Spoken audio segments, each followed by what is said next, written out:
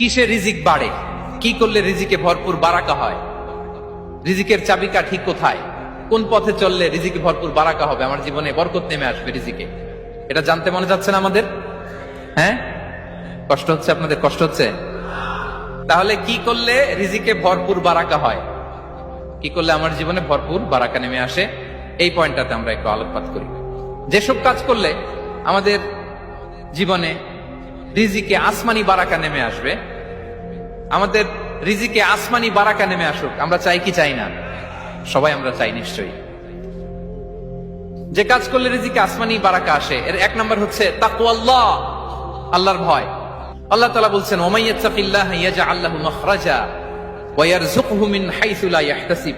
যে আল্লাহকে ভয় করে, যে আল্লাহ সচেতন, আল্লাহ তাকে মাখরাজ, মাখরাজ মানে কি জানেন? ওই যে এক্সিট লেখা না এদিকে, এই এক্সিটকে আরবিতে বলে মাখরাজ, মানে কোথাও আটকাবেন না, বের হওয়ার রাস্তা আছে, কোথাও আটকাবেন না, বের হওয়ার রাস্তা আল্লাহ তাআলা অ্যারেঞ্জ করে দিবেন। You will have the way out from crisis. ক্রাইসিসে পড়লে, সংকট মোমেন্টে আল্লাহ তাআলা ওখান থেকে এক্সিটের ব্যবস্থা আপনাকে করে দিবেন। ওয়া ইয়ারযুকহু